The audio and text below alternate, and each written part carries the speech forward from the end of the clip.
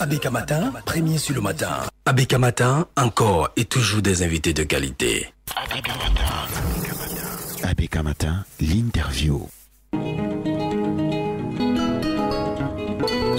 Nous vous avons donné d'écouter des chansons de cet artiste de grand génie dont tous les albums ont été des succès totaux.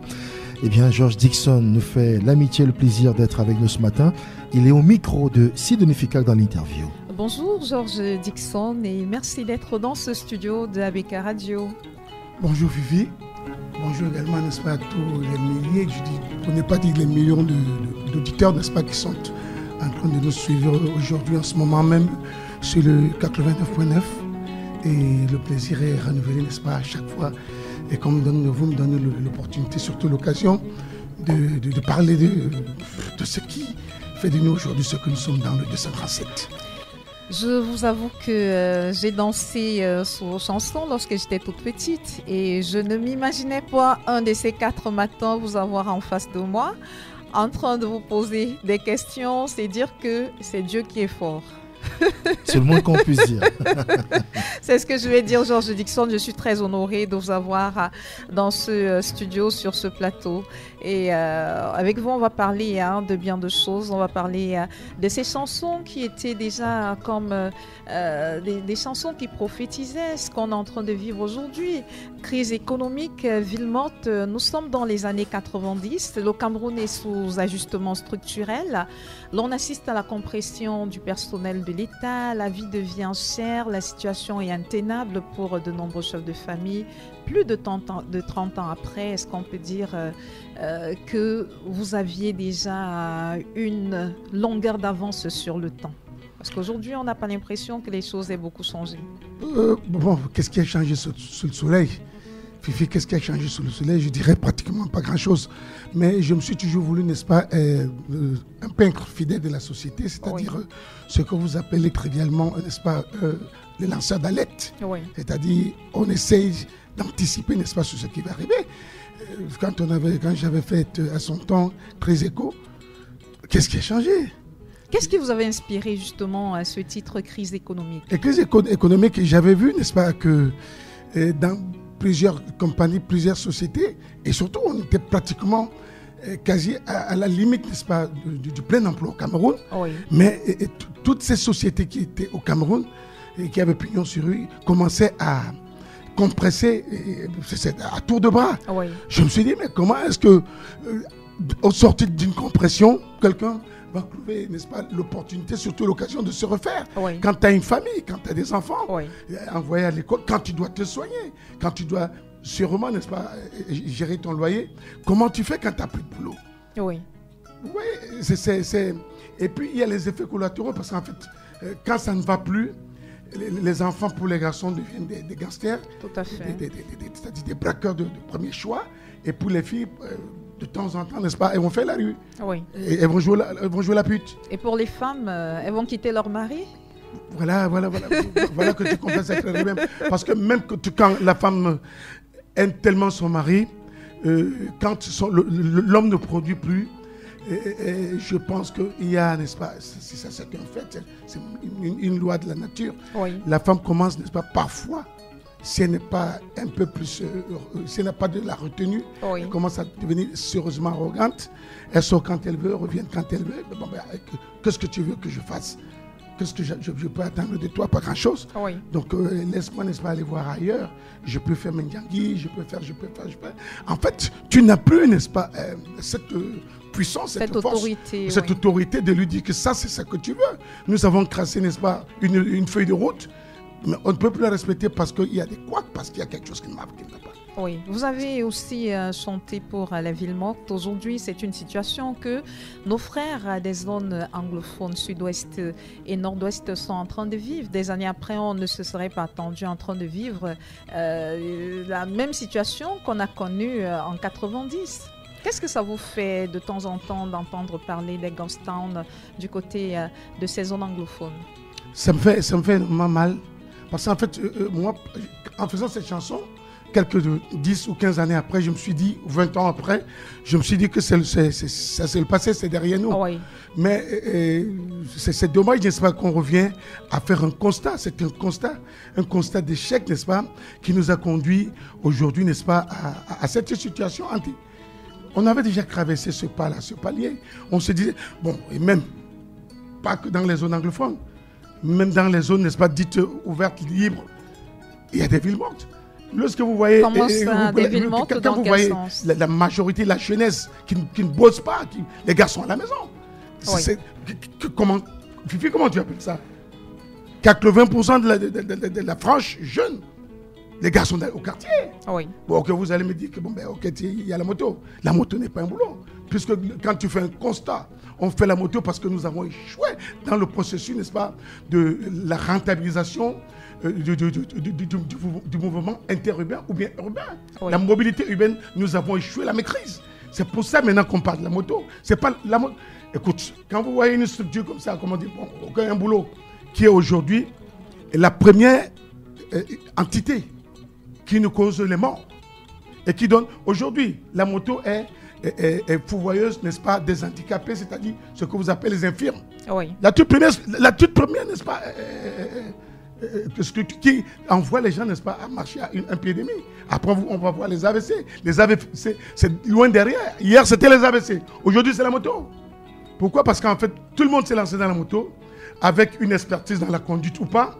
Et puis, le gars, il n'y a pas de sensibilisation pour dire lorsque vous avez bâché à 2 croix, oui, ça en est trop, parce que nous n'avons pas de routes. Et quand on les a, elles sont mal entretenues. Donc, il faut faire gaffe. On nous a laissé à l'abandon. Puis, on est à l'abandon. Est-ce que vous avez vu cela venir, George Dickson? Vous qui avez vécu ces différentes époques, vous étiez encore plus jeune, il y a de cela 30 ans. Aujourd'hui, est-ce qu'au fur et à mesure que vous évoluez, vous voyez la situation se dégrader? Et quels sont les signaux que vous avez eus qui vous ont permis de comprendre qu'à un moment donné, on risquera de toucher le fond comme c'est presque le cas actuellement? Les signaux étaient ou sont nombreux. Oui. Nombreux pourquoi? Parce qu'en fait, vous savez, dans une société, lorsque des investisseurs commencent à faire des boutiques, oui, c'est pas bon signe. Oui. De deux, lorsque nous-mêmes, on ne fait pas des efforts pour essayer de rentabiliser la richesse que Dieu nous a donnée, c'est-à-dire la terre. C'est notre signal. Oui. Parce que quand on parle de grands bassins agricoles, dans le Mongo, à l'est, partout, le sud-ouest, c'était des grands bassins agricoles où les gens ne pensaient qu'aller aux champs, oui, et cultiver et ramener la nourriture ici. Oui. Aujourd'hui, les champs sont abandonnés, sont dans l'abandon. Pourquoi? Parce que les régulateurs qui sont, n'est-ce pas, les gouvernants, n'ont pas pu, n'est-ce pas, dire à cette jeunesse que vos parents vous ont fait avoir les premiers diplômes dans le Mongo et partout au Cameroun. C'est l'agriculture, parfois, oui, la pêche, oui, pour les savoirs. Oui. C'était des déclics comme ça. Oui. Mais aujourd'hui, c'est fini. Les parents vendaient le café, le cacao pour envoyer les enfants à l'école, pour avoir le bac. Oui, parce que là aussi, c'était un challenge. Oui. Mais où est-ce que ça se trouve aujourd'hui, le challenge? Lorsque vous avez enlevé le train qui va de Douala en Konsamba, Mbanga Kumba, oui, qui portait le macabo, le plantain dans les wagons marchandises pour venir vendre ça ici à bon prix, surtout pour maîtriser l'inflation. Oui. C'était des signaux. Oui. Lorsqu'on a annulé à la bourse, à l'université, dans les universités d'État. Mais bien sûr, si je commence à citer, oui, vous allez voir, lorsqu'on a parlé tantôt de la camerounisation des cadres, maintenant les cadres qui sont sortis, parce qu'à son époque, à son temps, la gouvernance de l'époque avait créé la Société nationale d'investissement, oui, pour également créer, n'est-ce pas, des sociétés para-étatiques pour pouvoir... Toujours, hein. Oui, elle existe toujours, oui, cette société. Ça, on peut en parler peut-être pas aujourd'hui. Bon, on peut en parler aujourd'hui. Ouais. Mais cette société était là pour créer des sociétés para-étatiques de manière à utiliser, à employer les cadres qui sortaient dans les écoles, les grandes écoles. Oui. Parce que ces écoles, on en a eu. Il y a des écoles de référence qu'on a ici, comme cette école qui formait pratiquement les directeurs. ici à Douala, l'université, c'était comment on appelle encore, le nom m'échappe un tout petit peu, mais c'était uniquement pour former les directeurs. Cette société aujourd'hui, cette université aujourd'hui, elle n'existe que de nom. Je peux également dire que ce n'était pas encourageant ou c'est pas encourageant de savoir que quand on a l'autorisation ou bien quand on a la chance, parce que je pense aussi ça c'est une chance parce que c'est pas un choix divin, Oui. c'est un choix des hommes de gérer la fortune publique. On ne doit pas manquer aux jours que, n'est-ce pas, et c'est facile à prendre, c'est facile pour nous de s'enrichir, Oui. alors que les autres n'ont pas mangé parce qu'il n'y a pas de bonheur à vivre heureux tout seul sur cette terre. Lorsque c'est pour les uns pour les autres, ça doit également être pour les autres. C'est ça qu'on peut appeler également le partage normal des fruits de la croissance. Est-ce qu'il existe? Il n'existe pas. Quand vous voyez les riches qui ne sont pas riches parce qu'ils ont travaillé, parce qu'en fait, ceux qui ont travaillé, les pionniers de la richesse, on peut les compter au Cameroun. Tout à fait, oui. Il y avait Moncam, il y avait Fosso Vito, il y avait Kaji de Fosso. Tous ces gens qui se sont battus et qui ont commencé à compter 5 francs, 10 francs et arriver à un niveau où ils sont devenus, n'est-ce pas, une pertinence nationale, n'est-ce pas, de richesse. Mais pas ceux-là qui, parce qu'il a une signature et que son pouvoir a une certaine signature, il doit échouer les prédateurs sans foi ni loi. Donc c'est eux qui seraient à l'origine de toutes les souffrances des Camerounais aujourd'hui, cette façon de gérer oui, bien sûr. La fortune de l'État. Nous sommes passés à côté de la gestion de la fortune. On n'a même pas gardé, n'est-ce pas, les sociétés souveraines. La souveraineté des sociétés, vous pouvez faire en sorte que quand vous avez Cameroun Shipping Lines, où il y avait déjà des commandants camerounais qui sont allés se former, qui prenaient un avis de Douala à Hambourg. Quand il entre en Allemagne, on dit mais qui est en haut là-bas? Oh, c'est un Camerounais. Lorsque vous voyez Angoulou qui m'a amené en France en 84, il descend à Orly, pas à Roissy-Charles de Gaulle. Oui. Sur un combi. C'était énorme. Pourquoi on tue le rêve? Oui. C'est pourquoi on a tué le rêve. Fifi, vous voulez qu'on en parle ce matin? Pourquoi est-ce qu'on a tué le rêve, cette jeunesse, quand vous la regardez aujourd'hui? Qu'est-ce que vous vous dites, Georges Dixon? J'ai tout simplement pitié. Oui. J'ai pitié d'autant plus que... Vous pensez qu'elle puisse faire quelque chose pour renverser la tendance? J'ai énormément pitié dans un premier temps. Vous voyez, le Cameroun, jusqu'à la fin des années 80-90, le Cameroun, le jeune Camerounais n'avait pas la propension à aller se chercher. Il n'avait pas intérêt à jouer les beaux ailleurs. Oui. Parce que c'est quelqu'un qui se disait, chez moi je peux trouver un job, chez moi je peux travailler. Oui. Mais vous voyez comment cette jeunesse va en perdition. Au bout de 6 mois, tu n'appelles plus la famille. Parce qu'on ne fait même pas ton deuil. On ne sait pas si tu es vivant, si tu es mort. C'est malheureux pour un pays où Dieu a tout donné. Quand tu laisses ça, tu vois également... c'est dommage, hein, c'est dommage. Cette jeunesse, aujourd'hui, nous avons planté le décor de l'épicurisme à outrance. Ça veut dire que les gens boivent le vin à longueur de journée parce qu'en fait, il faut aller noyer ses soucis dans le vin parce qu'on n'a plus rien à faire. C'est justement ce procès. Quand vous voyez dans cette jeunesse. C'est ce procès qu'on fait à la jeunesse d'aujourd'hui. Une jeunesse qui semble être plus portée vers la consommation de l'alcool. Mais Fifi, moi, c'est à tort, Fifi. Des pratiques déviantes. C'est à tort puisque nous avons nous-mêmes planté le décor, n'est-ce pas, de notre propre perdition. Oui. De notre propre mort. Parce qu'en fait, lorsque vous voyez que les gouvernants, ceux à qui on a donné l'autorité et l'autorisation de régir la société et délivre les autorisations d'ouvrir les auberges, les boîtes de nuit et les débits de boissons à tour de bras.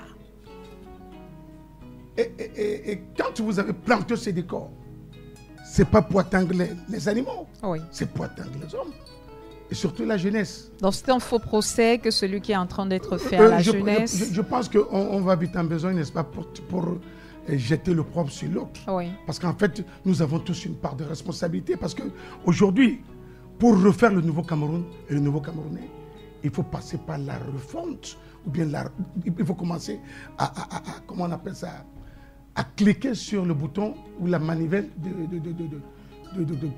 il faut booster le moral de la jeunesse. Oui. Parce que cette jeunesse, si on ne booste pas son moral, si on ne peut pas le retravailler, surtout au niveau de son mental, de sa mentalité, parce que la crise, il y a une crise elle n'est même pas sociale. Oui. On appelle ça une dépravation à outrance qui fait aujourd'hui que la jeunesse se fiche complètement de savoir que ce que je fais est bien ou mal. Parce que les anciens ou ceux qui nous gèrent au jour d'aujourd'hui ne donnent pas le là. Parce qu'en fait, vous savez, quand il y a des radios, des télévisions, il faut que les gouvernants mettent le pied sur l'acteur pour fixer le cap. Parce que lorsque vous n'arrivez pas à conscientiser, quand je vois l'apôtre venir ici de temps en temps, la dernière fois, il a requinqué mon moral. C'est ce genre de parole, quand Abeka ouvre la voie pour faire entendre ce type de parole, pas seulement la politique. Oui. Je dis, ok, si ça va dans les oreilles, n'est-ce pas, des gens qui peuvent entendre, écouter. Vous savez, le monde était cruel, mais la méchanceté est entrée quand on avait coupé la tête de Jean-Baptiste. Parce qu'on a coupé la tête de Jean-Baptiste, parce que lui disait, il y a quelqu'un qui est arrivé, il va vous dire, si vous avez fait ça hier, commencez à faire cela aujourd'hui. Oui. C'est pour ça qu'il y a des gens qui doivent se lever et se dire que la jeunesse, chère jeunesse, ce que vous faites aujourd'hui, c'est pas bon. Mais vous avez vu aujourd'hui, la femme dans la maison était très très bien protégée par l'homme. Mais le Cameroun aujourd'hui, le champion le féminicide.